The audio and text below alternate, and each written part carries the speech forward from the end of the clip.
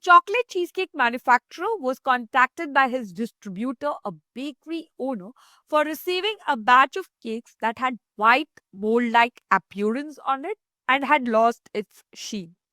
He tasted a few samples. Some of them were grainy, while the others had no taste alterations. Owing to the safety of his customers and fearing the loss of his brand reputation, he returned a few samples to the producer for detailed analysis and requested fresh batch of cakes. Let's look at this case closely. A chocolate cheesecake manufacturer received a complaint from one of his distributors about product turning moldy and losing its sheen. Now, this cheesecake manufacturer has been in business for some time now, and he knows most likely the issue is not mold growth, as chocolates have very high sugar content and reduced water activity. So, the next obvious reason is chocolate bloom. Chocolate bloom is a well known phenomenon to all chocolate lovers and manufacturers. There are two types of blooms that can be seen in your chocolate products. First is your fat bloom, and the second one is sugar bloom.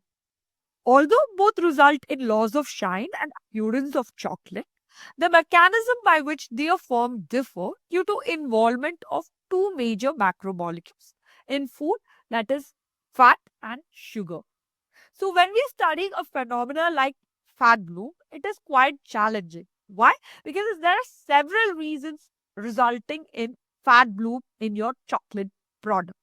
It depends on whether we are dealing with chocolate as a product itself or as a topping on other products, just like this cheesecake. The most common cause of fat bloom is in plain chocolates is polymorphic transition of cocoa butter crystals from beta 5 to beta 6, imparting your end product, which is chocolate, a hard sensation when consumed. So, the ideal polymorph for a pleasant mouthfeel in your chocolate products is beta 5 polymorphic form of cocoa butter. If it is beta 6, your product becomes crumbly, soft, non glossy, and non snappy, which will not be perceived well by consumers.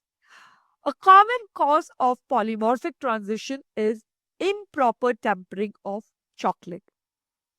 Second cause of fat bloom is migration of liquid oil from fat rich fillings like pralines, nuts, or cookies. This is essentially attributed to presence of mixed triacyl glycerols with differing melting points and also its concentration. Suppose you have a zone in chocolate which has higher liquid oil, then there is movement of oil from the center of the filling to the surface of the chocolate where the concentration of oil is lower through diffusion. Finally, when the product is stored at a temperature that is not suitable for chocolate, then there is melting of cocoa butter. On keeping it back in fridge, there is recrystallization of cocoa butter. But at this time, during recrystallization, instead of forming beta 5 polymorph, it forms beta 6 polymorph. Why? Because this reaction is thermodynamically favored due to reduction of free energy of the system. Occurs typically when stored at temperatures that are above ambient temperatures. Okay. The second phenomena, which is sugar bloom, occurs when sugar interacts with moisture present in the form of condensate or present in chocolate itself. The sugar first dissolves in water, and if there is temperature fluctuation, the water evaporates, leaving behind large sugar crystals, imparting a grainy mouthfeel to our chocolates. So, on the left hand side, you can see this chocolate has fat bloom in it. When you zone in a particular area, you will be able to see that the grayish white streak is nothing but crystallized cocoa butter. So, how can we differentiate between the two types of bloom if both yield chocolate that has lost its shine? One way to differentiate between the two types of bloom is by rubbing the product. If the streaks disappear, it is most likely fat bloom, but this is only in the initial stages of fat bloom. Once it's advanced, you can't, you can't make the streak go away. And if the streaks are grainy, it is most likely sugar bloom. Now, a question may arise, are these chocolates safe for consumption? They are perfectly safe for consumption as it is not some sort of microbiological instability of the system, but rather physicochemical instability of your chocolate system. But why do you want to study if the product is safe? It is only because the sensory appeal of your product is lost, so it will not sell to customers. So, what are some of the steps that our cheesecake manufacturer should implement to produce bloom free cakes? From the previous slide, it is evident that bloom can occur either due to compositional factors, processing conditions, or storage conditions.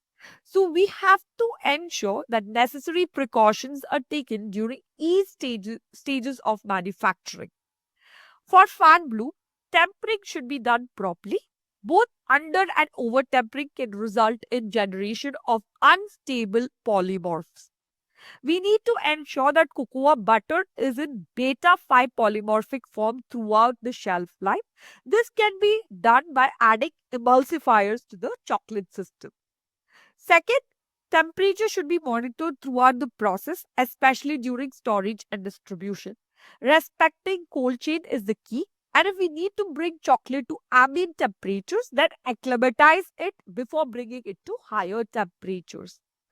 As for sugar bloom, avoid condensate formation. Then proper storage temperature should be monitored, not just during storing but also distribution. So respecting the cold chain is essential. Finally, proper handling and packaging of the product. Packaging material should be such that it should have good moisture barrier properties. Thank you for staying with me through the lecture. In case you have any queries, please feel free to put them in the comment section and I'll get back at the earliest.